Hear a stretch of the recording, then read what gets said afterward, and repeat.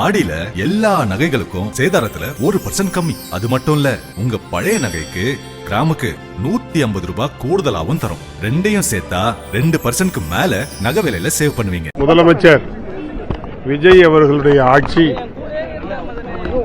இது சும்மா ஆட்சி. இது சும்மா ஆட்சியை அவங்க மறைக்கிறதுக்காக அம்மா ஆட்சி என்று அவர்கள் சொல்லுகிறார்.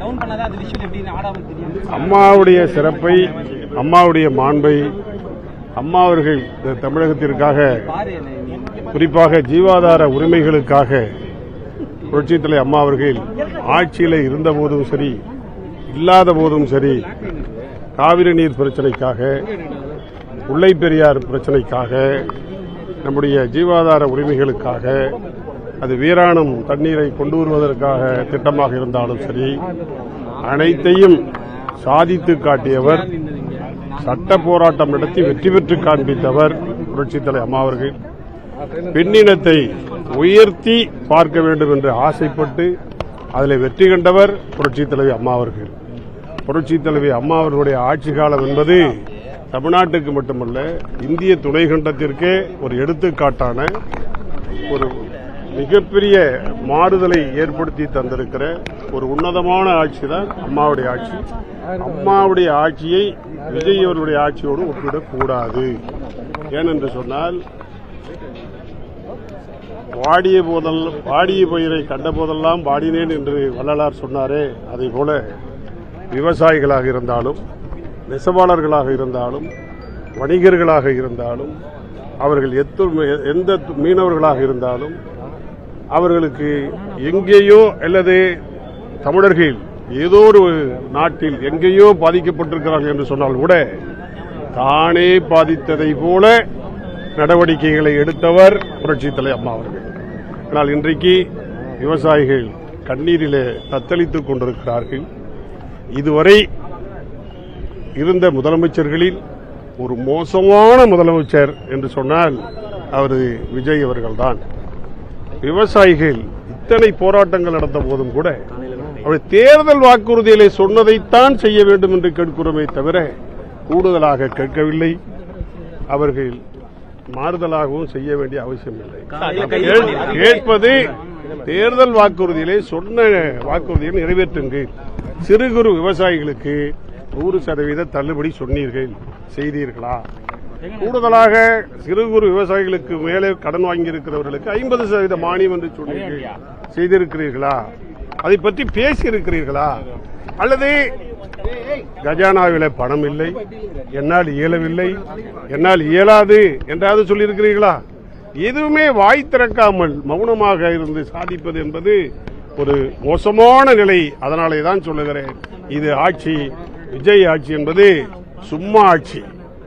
இது மறைக்க அவர்கள் தன்னை தலையிலே முக்காடு போட்டுக் கொள்வதற்கு விதமாக அம்மா ஆட்சி என்று அவர்கள் பேசுகிறார். இதை சொல்றதுக்கு முன்னாடி அக்ரி கிருஷ்ணமூர்த்தி அவர் பேசும்பொழுது ஸ்டிக்கர் ஆட்சி அப்படின்னு விமர்சிச்சிருந்தாரு. அதற்கு சிடி நிர்மல்குமார் அவர் என்ன சொல்றாருன்னா, ஸ்டிக்கருக்கான பேர் அதிமுகவுக்கு தான் இருந்தது அப்படின்னு உங்களை மீண்டும் சாடுறாரு. அதெல்லாம் அவர் சொல்றதெல்லாம் தவறான செய்தி.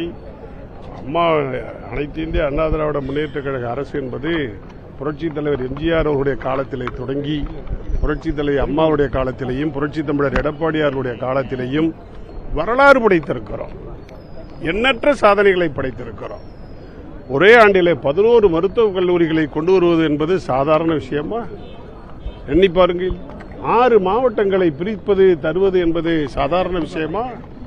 கொரோனாவில் 0 வருமானம் என்று சொன்னபோது கூட இந்தியாவிலேயே தமிழ்நாட்டு அரசு ஊழியர்களுக்கு, போக்குவரத்து ஊழியர்களுக்கு 100% சம்பளம் கொடுத்த ஒரே அரசு எடப்பாடியாருடைய அரசு. எண்ணி பார்க்க முடியுமா? நினைத்து பார்க்க முடியுமா? இதே வறட்சி தானே அன்றைக்கு எடப்பாடியாருடைய காலத்தில் இருந்தது. அன்றைக்கு என்ன நடவடிக்கை எடுத்தார்? குடிமராமத்து திட்டத்தை கொடுத்தார். ஆறுகள், வாய்க்கால்கள், குளங்கள், நீர்நிலைகள் அத்தனையும் தூர்வாரப்பட்டது. அதே வறட்சி, அதே நிலை இன்றைக்கு. ஏன் இன்றைக்கு அவர்கள் சொந்த நிலத்தில் இருந்து சொந்த இடத்திற்கு முன்னெடுக்க முடியவில்லை? தாசில்தார் பிடிச்சிட்டு போயிடுறாரு, சப் இன்ஸ்பெக்டர் பிடிச்சிட்டு போயிடுறாரு, சிஐடி பிடிச்சிட்டு போயிடுறாரு, எஸ்பி படை பிடிச்சிட்டு போயிடுது. 6 மாத காலத்திற்கு டிராக்டர் கிடக்குது, 6 மாத காலத்திற்கு ஜாமீன் எடுக்க முடியல. ஒரு டிராக்டர் மண் எடுக்கிறதுக்கு எவ்வளவு ரூபாய் ஃபைன் கட்டுறது? இது என்ன ஜனநாயக நாடா? என் நிலத்திலிருந்து நான் என் இடத்துக்கு மண் எடுக்க எனக்கு உரிமை இல்லையா?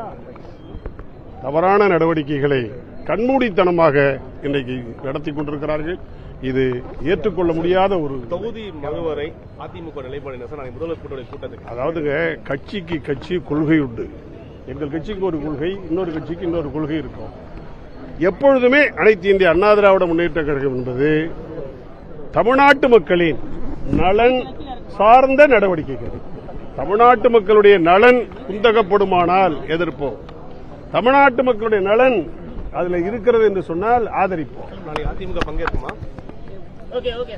அது பொதுச்செயலாளர் முடியும்.